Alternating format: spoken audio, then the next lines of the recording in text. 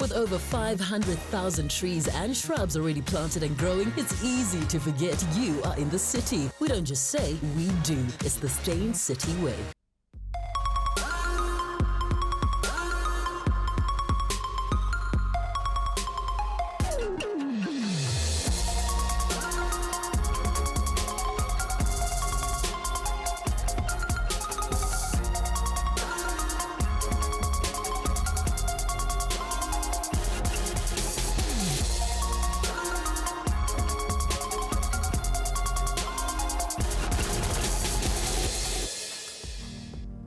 Hello and welcome to Real Talk with myself, Anele Mdoda, coming to you live on SABC 3, where the stage is yours. Will I get married? Is she the one? How do I get that business deal? Will I get the promotion? Is this my year of abundance? To navigate all of life's complexities, sometimes we need some spiritual guidance in the paths that we have chosen and the paths that have chosen us. But who do you go to when you need your spiritual alignment? A sangoma? A tarot reader, even a numerologist, that word. Tonight, you're in luck because we've got all three in studio with us. You don't want to miss out on what they have to say, spirituality rather, or what the future holds. We're going to be doing some palm readings, tarot card readings, consulting, and taking your questions on Twitter, WhatsApp, so start dialing. My next guest never imagined in her life that she would be a traditional healer. As a young woman, she had to sacrifice that scholarship to an American private school and dreams of being a chemical analyst to serve the calling of her ancestors. She needs no introduction. She describes herself as an African, with a K, spiritualist, and the founder of the Institution of Healing. Ladies and gentlemen at home and in studio, put your hands together for Gogo Dineo and Danze.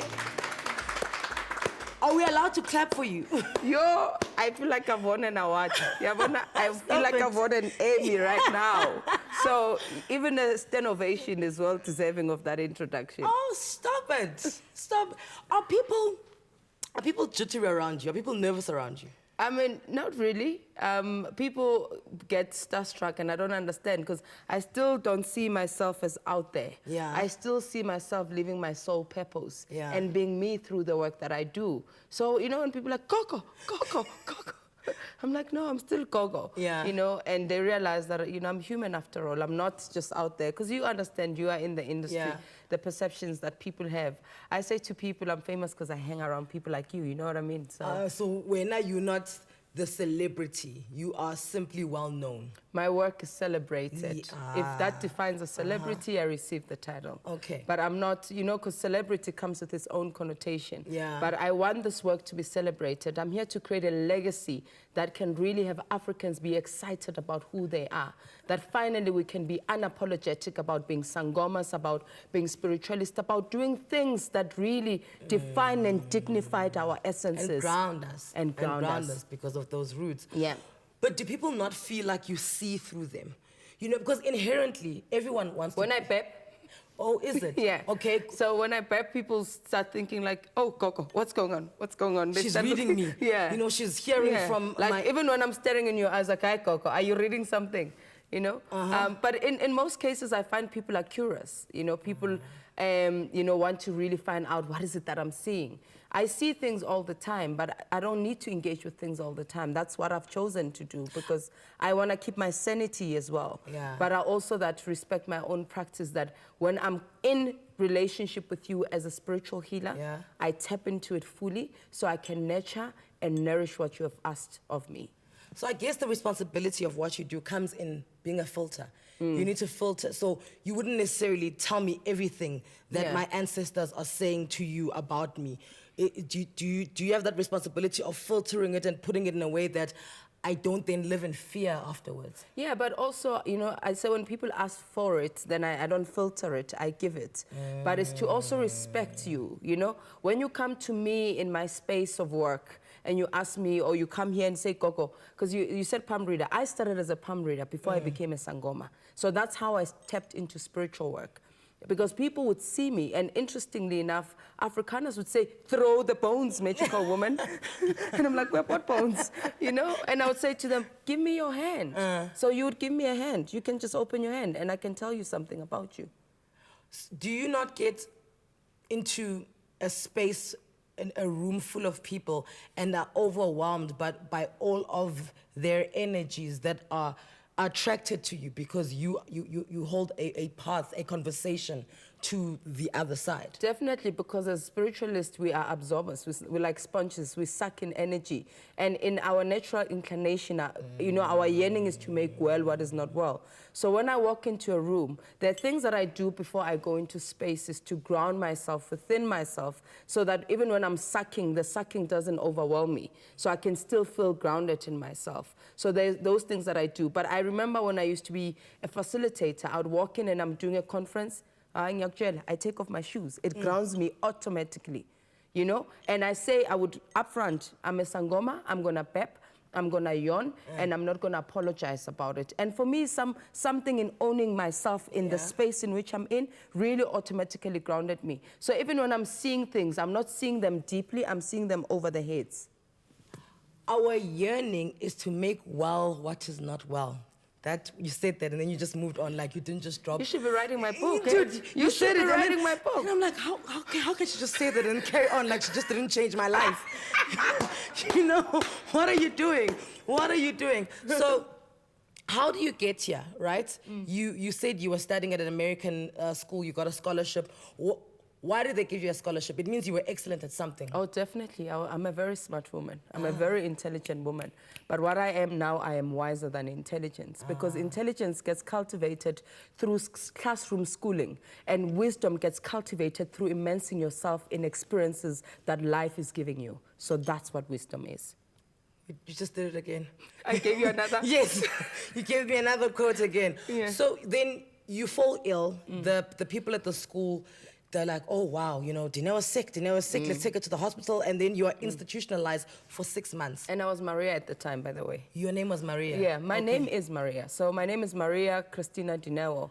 It's only when I, you know, started to rediscover who I was as an African that I felt more inclined to the name Dineo. I am still Maria. I haven't let go of the name. Yeah. But I'm more Dineo because it means many gifts. So I feel it encompassed all of the names that I was given because they were given, you know, to really relive the purpose that I'm living today. So they were a calling of my soul purpose. And Dineo encompasses all of those names. Now, the reason I'm very interested about you being institutionalized is because you were diagnosed with bipolar. And I'd asked you this before, that, you know, in 2018, in 2017, there is a stigma attached to getting the calling. Yeah. That, hi, Lona, it's just that we are flopper, akakwazi achiever. Yes. Une bipolar, you know, it's always, you're not allowed to just have the calling. There's always a reason about why does she have the calling. So when you are institutionalized and you're sick for 6 months and you're ill, what's going through your mind? And are you slowly but surely accepting that you have such a power in you? So I was diagnosed with temporal lobe epilepsy, which is not a common diagnosis anymore because then bipolar happened because I was diagnosed in the 90s. So when it happened, I did think something was wrong with me because I was malfunctioning. And I mean, it started before my scholarship to the American school. It started in my high school in Alex. And the stigma attached to women who are intelligent is that we will be crazy because they spoke to my mom and they were concerned that I'm just too intelligent because I studied ahead of my teachers. And they said, I'm going to get mad because black kids don't turn like Albert Einstein. So already I left with the stigma of like, is this intelligent a disease or is this intelligent going to enable me? Because all I wanted was a better life. I didn't want to fall through the cracks of poverty. I didn't want to be a statistic, and I knew that for sure. I had a goal set in mind. But when the calling happened, my life turned upside down because everything that I tried to put together was not gelling, regardless of how committed and dedicated, how hard I prayed, because I was a Stone Age Christian. I was a born-again Christian. So anything that had to do with African rituals and things, I didn't even participate in those things. I always said to my dad, I pray that you find Jesus. And look who I found now. So was your dad spiritual? My dad was a Nyanga, because was not yet a Sangoma. My dad initiated as a, you know, a Profita, and then became a Nyanga. And then after I initiated as a Sangoma, then my dad went to go do initiation. But my dad was already practicing certain things and certain rituals. But I really detached myself. And I think that is what made my disease even more stronger because I wasn't spiritually rooted in the things that were done at home.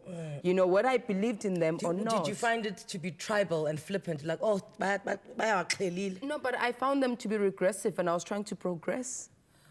I found them to be ancient and primitive and evil and ungodly. And I wanted to live in the suburb and be like everybody else. And little did you know you were fighting the very witch that you are. There you go, you got me. Now I'm like, wow. It is said you can never run away from the calling of becoming a sangoma. But how do you know that if the dreams you are getting are the ancestors knocking and if it is the call to serve? What happens when you ignore the calling? We answer these and many more of your questions right after this.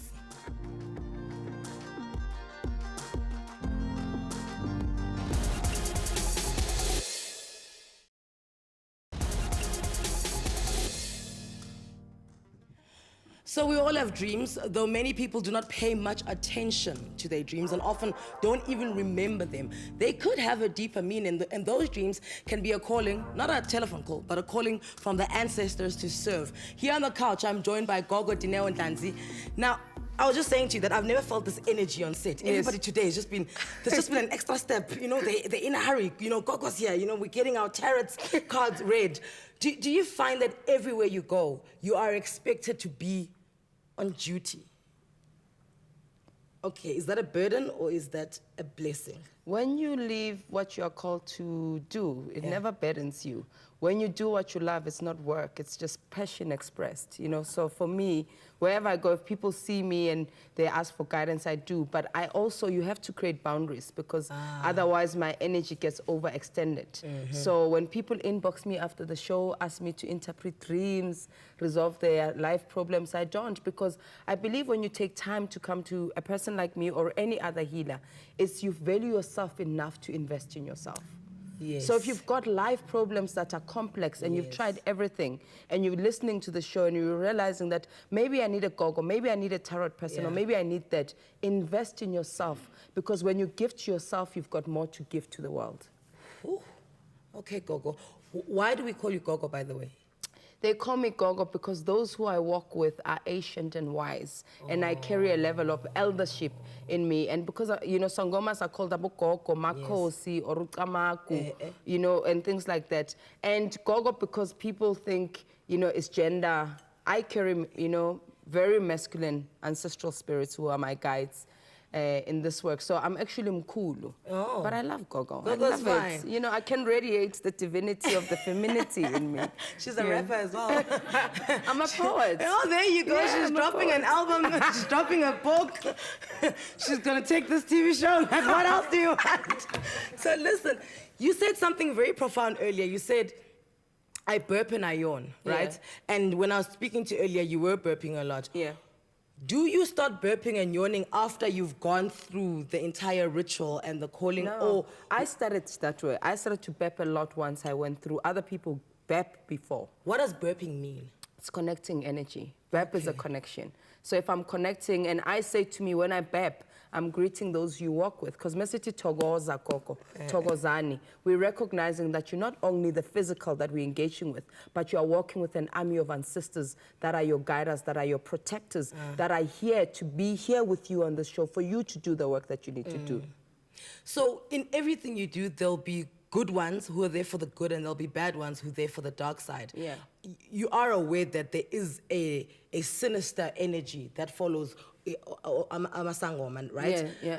What do you have to say about that? How do you tell when it's a bad sangoma, I shouldn't be here? Yeah. What am I supposed to be looking out for? Because if I can't feel it, then how do I know? There you go. If you can't feel it, we are all spiritual beings having a human experience. Yeah. And for us to know that we are spiritual, we are gifted with a navigator.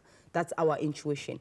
The minute you walk into a place and something sits unwell within you, not fear, but something doesn't seem right. If I'm working with you and what I'm saying to you seems too good to be true, if I'm working with you and what I'm saying feels uncomfortable because it's challenging a basic moral ethic. The minute I start asking you to do things that are manipulative, something as simple as, "Iyakuhlupha le ndoda Anele, asiyitheme, let us do something to have him on the right path," we are manipulating that person because we are not working with that person. I need to work with you. You are the one who needs to be in sync. I work with people who give me permission to work with them. Okay. And that is just the simple way to Yes. differentiate between somebody who's doing it for good and somebody who's doing it for evil. Once they want to bring in third parties who didn't go to you, then there's an issue. And the other thing is that, you know, sometimes we are attracted to those energies because there's energy in us that wants revenge. Yes. You know, I've got people come and you tell them that, "No, Koko, it's ancestral. Or you've got a calling. No, I see those things, but ubanong tagatayo." You know, because we also don't want to take responsibility for what is happening in our lives. I don't want to take responsibility that I don't do the things that I need to do. And when I see Anele thrive, then I'm like, no, lo yang tina. There are people who say, no, I want to get rid of this person, or I want revenge. So people have come to you and said that? People have come to me asking me for rats that make money. People have come to me asking if I can kill somebody so they can use them for their businesses. So people come into those things. That's why I say when people go to sinister people, there's something in your energy field that... But do those things exist? Do people do that? Yeah. Can I get a rat that makes money? Can I kill someone and send them lightning? So really, this must be asked. Yeah. You know what? This is my favorite quote, and it helped me when I didn't believe I had the calling. Yeah. Just because you don't believe it exists doesn't mean it's not true. I have not worked with rats that give people money, so I do not know. I have not killed people to go make other people money, so I do not know, but I've experienced things of the dark, and I know that the dark exists. If it didn't exist, we wouldn't know what light feels like. My life is a paradox, and life is about polar opposites. It's about a yin and yang. You know, it's about dark and light, but it's about what you entertain and stay in for too long sometimes becomes destructive. So even if you've experienced dark, but to say that because, you know, and then what I want them to suffer and do that. No, when you do a cleansing, for example, you say, I send back that energy back to the sender. You're releasing and detaching it. And sometimes the sender is not even a person. It could be another being. It could be things, you know. You're releasing it from your own energy field. But if you're saying that, Batu Anele, so nditwena Anele, X and X and X, then I'm actually bringing it back to me. It's karma. It comes back, you know. We literally have 20 seconds. Please, can you play the voice note? I know I took too long. I'm just excited. A voice note, please. Hello. My name is Kwazi. I just need to ask Ukoko Dineo that I have qualifications and I have experience due to the previous job that I was doing. I have been applying, you know, I apply every week and every day, but I don't have any answers. I don't get the job that I want. I want to know from Coco, what must I do? Please assist. You're burping. And it was a non-stop burp, so it wasn't a once-off burp, because my sense already was that when something is amiss, you know, we look at disease not as just a biology. Disease is what is not at ease in your life. And people who are gifted or have a calling always have to say, what is that one pattern that never seemed to come right, regardless of how much effort I'm putting in? I'm not saying she's gifted, but there's a possibility that, because if you are gifted and you don't walk within your calling, you are not grounded in yourself. And if you're not grounded in yourself, you cannot flourish the way that you need to flourish. And some people, how they got grounded is not that they've got spiritual callings to go initiate. You might be called to reconnect to your ancestral lineage. You might be called to go find your father, whom you didn't know and you were not raised by. So callings are multiple. Callings are callings that call us to return to the truth of ourselves, that when we are grounded within ourselves and our spiritual self, then we bear fruit. Wow. Sorry. Wow. God, thank you so much. Disease is what is not at ease in your life. Stop it. I like it. Continue. Modern day traditional healers are still judged and misunderstood by many, but even more so are traditional healers who've crossed the racial lines. After the break, we meet a psychic and a tarot reader who's also an Inyanga, a white one, that is. I want to find out, what did he do when he got the calling? Did he get premonitions? Did he get headaches? Was he ill? Did he have a disease? Also, how does he communicate with the ancestors? It's going to be very interesting. Keep watching.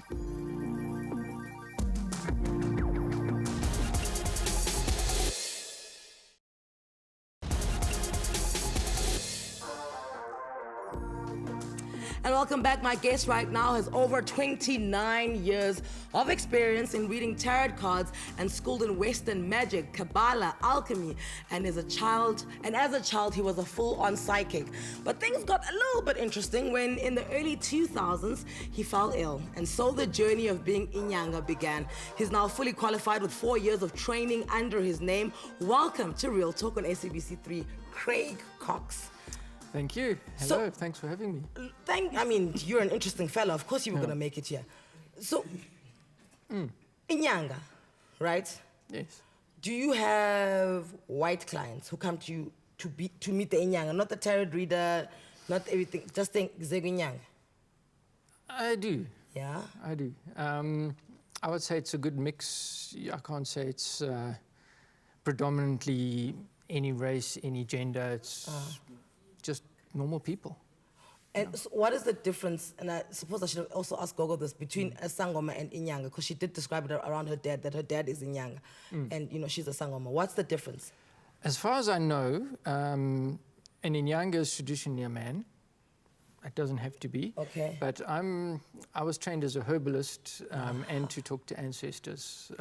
A Sangoma, and I don't use animal products in medicine or herbal medicine. A Sangoma, as far as I understand, I may be wrong, has a little bit more, say, deeper spiritual training. And it's hard to answer, actually. The training is the same in the basics, and then you branch out. One is, so I'm not a Sangoma, so I don't know. But pretty much, as far as I know, the Inyangas, we stick to herbs and we stick to... Okay, so you're a herbalist, pretty basic. Yeah. So now, when one gets the calling, right, and as a black person, it's pretty far out, you know. Okay. And it is. Even if you grew up in it, even if you are well aware of it, even if you are used to slaughtering, you do the rituals, if you get the calling, you're like, ooh, you know. Now, as a white person, pretty far removed from such, what did you think was happening to you? Because I'd been interested in magic, I was trained in magic, or call it magic, traditional magic, ritual magic, before I twice it. Yeah. I kind of had an idea that there was something going on and I needed to do more. Yeah. As a child, I was always interested in herbs and sangomas and healing and things like that. So, was that something that was readily available to you, exposed to you? Be it maybe... Yes. Okay. I grew up very early years in Zimbabwe, in quite a, not a real rural area, but it was bushy and it wasn't, if you saw a sangoma, it wasn't anything like out crazy. Of the ordinary. It was like, oh, there's X, Y, Z. It wasn't, out of the ordinary. But I had done a bit of research and I kind of recognized the signs that this is happening. Funny enough, I met my teacher about 6 months before. I just gave him a lift to go on the side of the road. And it was still apartheid. And white guys weren't allowed in the township.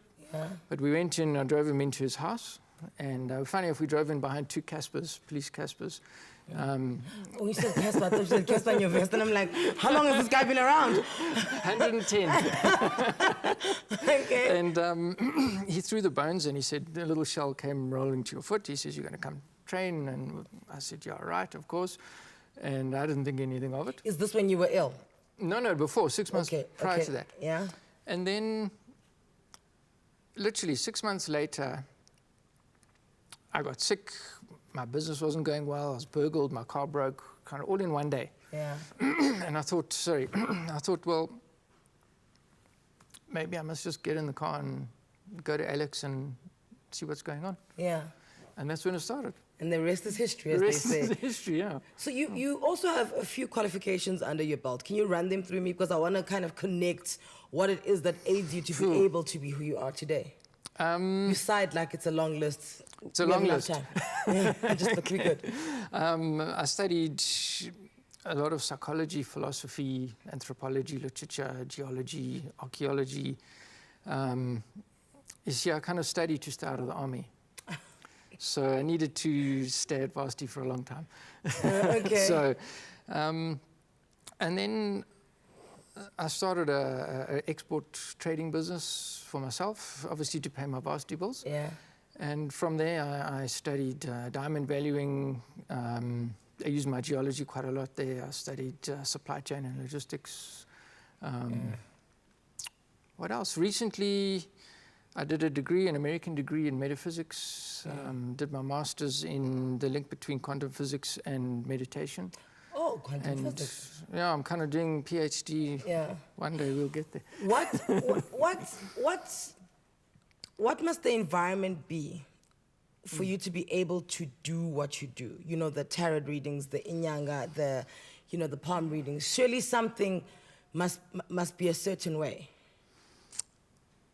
Not necessarily. I always joke and say I do the best readings I do drunk in the bar. Okay. Okay. Sorry, I don't have a drink. Yeah. No. Because you're gonna do the readings just now. So That's sorry. fine. Okay. You don't. It's ideal to have a nice, quiet place, but life doesn't always work like that. So over time, when you start, I recommend if you're going to meditate somewhere quietly and set a scene and set your intention. But you know, the candles and the tonga and the incense, all it does is it sets your intention, so you take what you're going to do seriously. It sets your intention. Your own intention, because you create your own reality. So if you're taking this seriously, then it's going to work well for you. But often I get a call from a friend, pull over on the side of the road, I've got an app on my phone, pull some cards, give them the answer back in the traffic.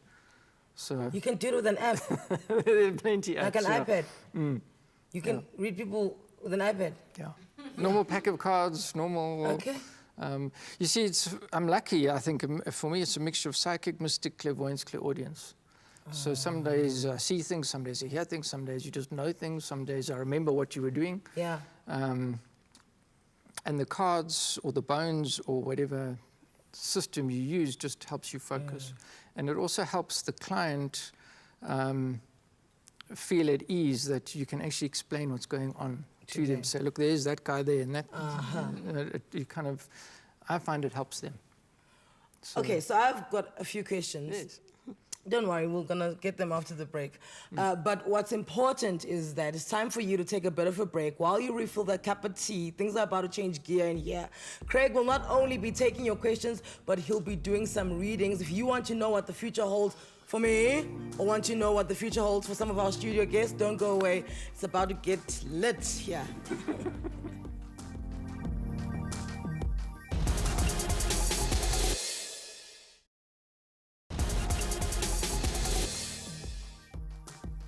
You're watching Real Talk on SABC 3, where the stage is yours, and the stage is open to our studio guest, psychic and tarot reader Craig Cox. He's about to do some reading for me and some of the studio guests. So when we speak to our ancestors, you know, you go through your clan names, you kind of channel them. But most importantly, when you want it to be powerful, we slaughter so that the blood can go into the ground, because, you know, you'll get a message that says the ancestors are thirsty, you know, which means you need to give them something to drink, which is the blood. How do you speak to the ancestors? I've done that. Okay. Okay, I don't, my ancestors, they want, they're very thirsty. Okay. Okay. But we kind of agreed to disagree. I've done my slaughtering through my training and stuff, which is fine. Normally, I just talk to them in my head. They're like a companion. Oh, they walk with you. Okay. We just chat. And what of people who say you're a fraud? Because, I mean, it's just like, a guy, I don't believe you. What? I could say that to a psychologist. I can go to a doctor and say, "Oh, you're a fraud." You know, So you don't find that you're always explaining yourself? No, because the people that come to see me come to see me or their healer or their physician for a reason. Yeah. And it's like no one's coming to catch you out. They actually want to people be do healed. come to catch us out, not just me. Really? Us, all of us. But if you have your own integrity and you're honest and you just do what you do, then really we've got nothing to prove and nothing to hide. So it's that simple. You are who you are, and that's how it goes. Craig, let's get to this. Are you you said ready? you're going to read my cards. And I like it when cards look a little bit old, because it means they work. yeah, You can't have the glossy packet. I don't want gloss. I want experience. I've still got my first pack of cards. Really? There we go. Stuck together. So you said the energies come to you in pictures. Can you explain that whilst you read my cards? I'm not quite sure I understand your question. Because sometimes I see things. yes. Okay, so you just see as if you're watching a movie. Yeah. Sometimes You said it's my hear. subconscious mind that leads you in where I want to be led. We see the trend of where you're going and why. Okay. And then we can see where your choice points are, where significant changes can be made if you want them, and potential outcomes of those changes as well. Okay, cool. We've got 4 minutes, so do you mean that you can do Riri? You can split. So I split. You don't I'm gonna have go on to. my knees. Sorry, guys. Split like that. That's fine. Okay. So now, do you want to ask a question? No, not really. Okay, You just tell me what you see. Just a quick general. Okay. Quick general of what's The happening. lovers, in the space. cups, the pentacles, the cups. What does cups mean? I'm getting cups twice. Cups 3 times. No, there's lots of You cups. even get the Atonga now. Yeah. Where you coming from or where you going? Pretty much. It doesn't have to be. It's just pretty much what we see. The most important one is the middle one. There's no specific spread, actually. You kind of do them as you go. Yeah. But this is about your self-worth. Yes. And it seems as if recently your self-worth has started to peak. Yes. You were down in the dumps, and now you come up. You'll notice your cash flow, how you see the world, your abundance, everything is starting to, at the moment, you probably noticed the last maybe 2-3 days, everything started to kind of come right and start working for you. Yeah. Feeling good, feeling confident, which is great. Now, what that has happened is that you've come through a childhood issue. I mean, we've all got childhood issues, so it's no big thing to do with childhood issue. No. A simple truth that suddenly went click, probably in the last 2 weeks from childhood or something that you were doing in childhood, possibly to do with the misunderstanding of relationships, or picking up a relationship between a parent and a sibling, or a parent and an uncle, or something like that. Extended family. As a child, you were watching a pattern, and you understand it. It's gone click, and because of that, you now understand yourself better, and you've got your confidence and your celebration, your powers coming through. So sit with that for today. Tomorrow, work with what you have to get what you want. So maybe take some time to look specifically at your goals, your dreams. We all have them. Don't give up on your dreams. But what can you do today to take you one step closer to that dream? I would say if you want to use a Ferrari, or if you want to buy a Ferrari, no one I know can really afford it, but you can check your insurance premium, okay? Because you will get to that, because there's your celebration. Life is great. Enjoy it. Okay, I love you, Craig. I don't want to rush you, but really quickly, come here. Just jump on stage here, because you need to cut it yourself. We've got like 2 minutes left. Come on, please be nice. Give us 1 more minute. Sandy, we're calling you now, babe. Don't worry. Should I shuffle? Oh, okay. Why do you want to shuffle the cards for me? Okay, That's you my cut. thing. There you go. You had your turn, wait. There we go. Please, There we please go. hold this. Oh, I might as well hold that. Because I want to shuffle the cards. Okay, you've got 1 minute. Okay. Okay. No! Do whatever you like. There's Okay, no there you rules. go. I almost read them for myself. I sometimes do this. Okay. So, yeah. Okay. Basically, what I want to know is that is my purpose really right? I believe my purpose is to teach people to love and compassion. I genuinely believe that's all it is. I'll check it up. Interesting question. Yes. Let's see. I didn't know we're supposed to come with questions. Hey, I wait. would have come prepared as well. Hey. Okay. Are we grabbing this? Come. Make the pots happen, Mlungu. Make the pots. Yes and no. Well, you want to understand value first. This is your money. So look at your cash flow and look at your money and understand you can't achieve your purpose if you don't value yourself. And if you're not comfortable with cash flow, you're not going to value yourself properly yet. So look at that first, okay? And that has been a blockage for the last, say, 2-3 months, allowing your value in, not cash flow issues, allowing your value in. So doing something for someone and letting them pay you for it makes you very uncomfortable. Sure. Okay. Failed at 13 businesses because So of that. Yeah. that's what's been holding you back there.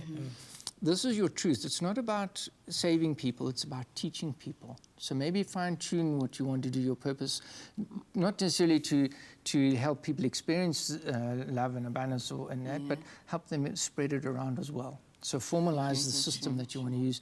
There's your success. The next challenge you're going to experience is people taking you for, or taking advantage of you, or trying to manipulate you and kind of push you into a box that they understand.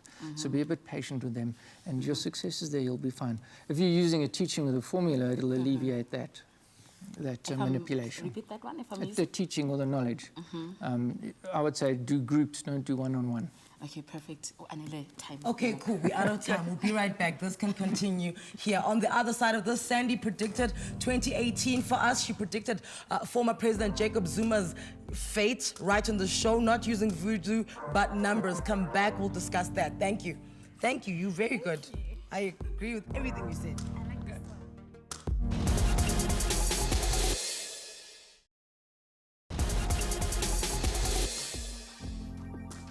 If you can add 2 and 2 together, then you can understand numerology. But it's not as simple as that. Numerology is used to decide when to invest, when to marry, when to travel, when to change jobs or relocate. This medium uses numbers to determine the best time for major moves and activities in our lives. And some of our guests in studio are about to find out. Sandy, no stranger to the show. None. Thank you for having me. Thank you always for coming back. We've got a voice note. Let's roll it. Hi Anele, my name is Buitumelo Khatlane. Can you please tell Sandy as to kind of like interpret what's going to happen in my life this year? Okay, my birth date is 1997, 10th of September. Please, please, please, I really need to know academically, just like in general, what's going to happen in my life? What should I expect? How is, can you please help me, please? Okay, so it's very interesting. Boitumelo is a 4, which means that she's a very grounded person. Anything to deal with study, she has to do the practical at the same time. She is a businesswoman. She's being born on the 10th of September. She's very independent. She's self-driven. She will own her own business. She's got, born in the 9th month, she's got a 9 life path. She overthinks things. But her Boitumelo says that she needs to map and plan her entire life. Yeah. She doesn't do surprises at all. And currently, since her birthday, September in 2017 to 2018, because she's got a 9 life path, she's in a double 11 year. So everything about her life this past year until September 2018 is very unsure, unsettled, undecided. It's where she is living. It's about relationships. She goes into a work situation or into a study situation. She's undecided. So this is, if she was in a study situation, this is when she can actually change courses or add or change completely.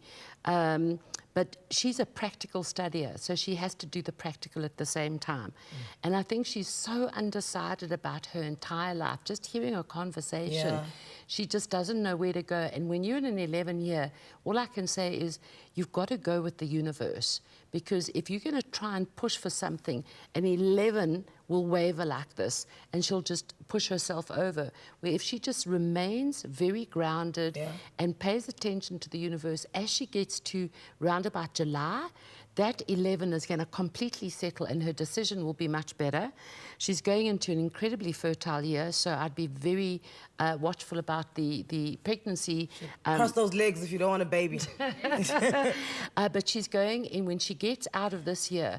So I'm going to take her 2 months before the turn of the birthday. This wavering will start to go. It takes 2 months after that for it to completely settle. There's some legal documents around it that she needs to sort out. But she's going into a year of celebrations and festivities and engaging with people and happy, but she's got to stop overthinking things. She's thinking way, way, way too much. Is she going to achieve? She's born on the 10th. She's a leader. She's not a follower. She's an initiator. She wakes herself up. She gets her life going. Absolutely, she's going to achieve. All right.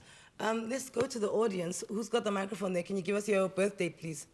Okay, mine, it's 83 Yes? 0405 0405, so 4th of May. of April. 4th of April. The 5th of April. 5th of April. 5th of April, 1985. 1983. 1983. 3, ne? Yes. And your name, sir? Sipiwe. Simpiwe. Okay. Sipiwe or Simpiwe? Sipiwe. Sipiwe. S-I-P-H-O. Yes, perfect. I'm a South African.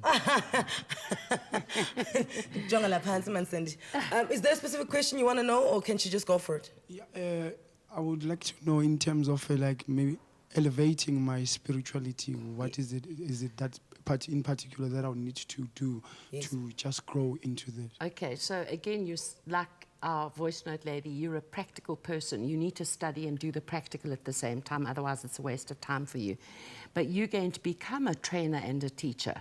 So when you're going into any form of training and teaching, you need to watch who your trainer and teacher is, because you will become one of them. You need to just watch around the word value and valuables, place life in the value side versus the valuable side.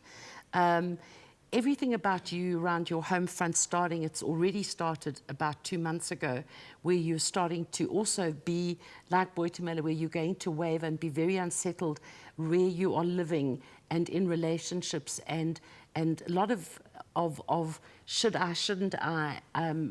Don't make decisions until you're ready for them, okay? But from an age perspective, you've been in a year, this past year, of finding your direction, finding your way, kind of running around, chasing, and not quite kind of getting there, but actually you needed to be a little bit more introspective, because where you're going is you. You're right there. So as you get now, because this energy that's coming up on the career side, you are going to be extremely hectic and busy. You're going into a really, really good year. Just remember about the decisions. Don't make them because you feel somebody's forcing you to. Make them when you are ready. Are you in training to do anything? Yes, I'm in Sangoma training. Yes? I'm in Sangoma training. You're in Sangoma training. Yeah. So this makes sense to you? Imagine that, guys. Spirituality just crosses all of the lines. One last voice note. Sandy, you've got 3.5 minutes for this voice note. Yes. Let's hear it. Hi, Anele. My name is Tidi Mhlanzi. I would love if Sandy S would predict my future. I was born in 1993, 07, 09. Thank you. Okay. 93. So- Did you give us a name? CD. Sidi. Oh, Hey, what? there you go. Okay. So what is so interesting, because I kind of look at Daneo as well, who was on the show earlier, is Tsidi is also very, very spiritual. She's got an 11 life path, which says that she's a healer. And this healing can come in many forms. This could be psychology, counseling. This could be doing social responsibility work. But she's got quadruple 7s. She is spontaneous. She's in the moment. She's trying too much to be what she thinks people want her to be. So I feel that even with Danae in the beginning, she was in a certain particular thing until she started to find her. And that's what Tsidi needs to do. She needs to actually know that she's not normal, she's original, she is unique, and she's going to be famous. Woo! So right now, at the moment, I've got goose pimples. So Yes, you do, I can see. It's unbelievable. She is going to be doing things to lift other people, to make other people feel better about themselves. And that gives her the wide world to do it. She can't sit still, should never take a day job in that office, in the corner office. She needs to be out and about and where the sun is shining. She's going into an incredibly good year. She's come out of a year in 2016 to 2017 where she was so completely directionless. But now she's going into a year that is absolutely awesome. Let me just go back here. And this year has been about her connecting with her past on a career side, taking on responsibilities, added responsibilities, but not necessarily the money is there. But she's about to make a huge, big move. It'll start around about May of this year. By the time she gets to February of next year, she's actually in the time where her plane actually starts to take off. She's going to own her own businesses, but she's going to be famous. There's no doubt in my mind about that. Music, art, theatre, healing. Something. Yes, yes. Girl, we're gonna know who you are. Yes. There you have it. If you're still not sure whether you would rather know about your future or make peace with your past, I hope that sitting at home and watching today's episode has helped you make up your mind. Thank you so much to all my guests, Gogo Dineo and Danzi, Craig Cox, as well as Sandy Smith, our regular, who will be back.